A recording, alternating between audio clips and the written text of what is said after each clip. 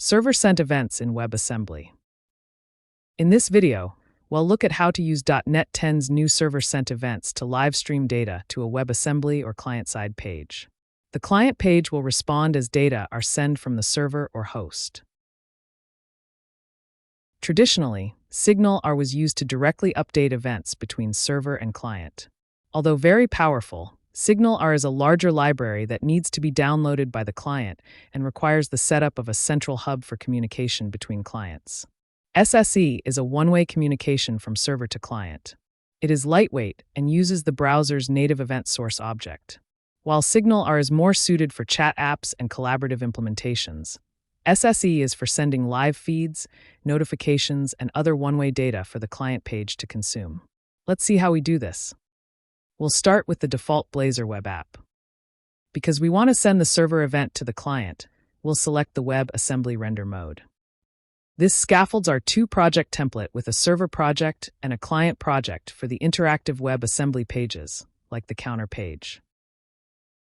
We created a controllers folder in our server or host project and added a controller called SSE Data Controller. Now you can use minimal API endpoints in your program.cs file if you like, but we want to use a controller to better demonstrate what's happening in the endpoint.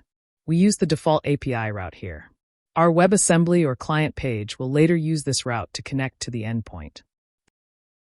The endpoint is a HTTP GET called numbers. It will continue streaming random numbers until it receives a cancellation token. Inside, we use the new .NET 10 server send event to send to streaming numbers to the client. This is part of the system .NET.ServerSent event namespace. The method it calls must be an asynchronous enumerable of type SSE item, and because we are yielding random numbers in a loop, the cancellation token must be of type enumerator cancellation. Inside the enumeration loop, we simply yield the next random number and wait 1 second.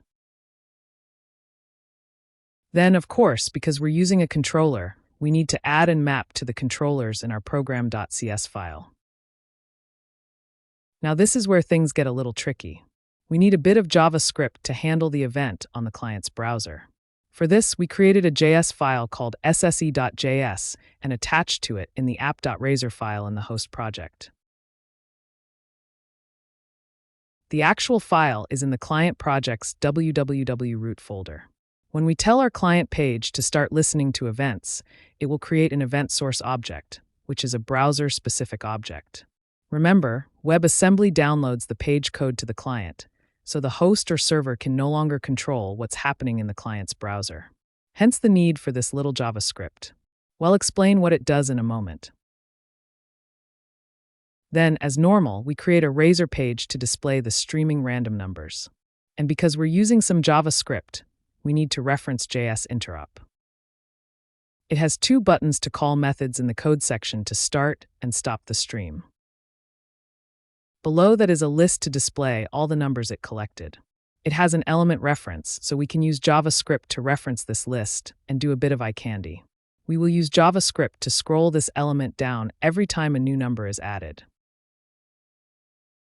In the code, we inject the JS runtime and a navigation manager. We will use the navigation manager to point to the API controller endpoint in our server project. Now let's see what happens when the user clicks the Start button. If it's not already streaming, it creates a reference to this page. JavaScript needs this to call methods on this page. Then it also needs the URL that points to the streaming endpoint. With that in hand, we can call our JavaScript method called StartSSE.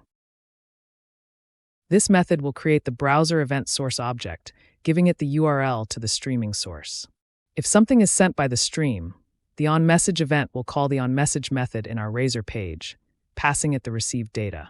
If an error occurs, it will call the onError method in our Razor page where we can properly deal with the error. Then it attaches this event source to the client's browser window. Back in our Razor page, as you can see, the onMessage method is invocable by JavaScript. Inside, we simply parse the data and add it to our numbers list. Then, to scroll the list element down, we invoke our scroll to bottom JavaScript function. It takes the reference to the list element and does its scrolling. Finally, The stop button will call the stop SSE function in our JavaScript. Set this page's reference back to null and streaming to false.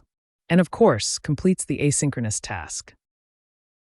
The JavaScript stop function closes the event source and sets it to null.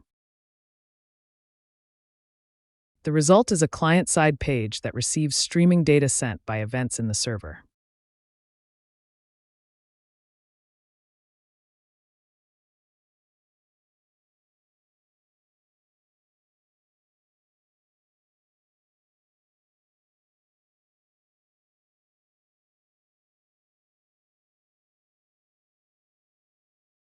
Thank you for watching our video. For more tutorials on C#, click subscribe.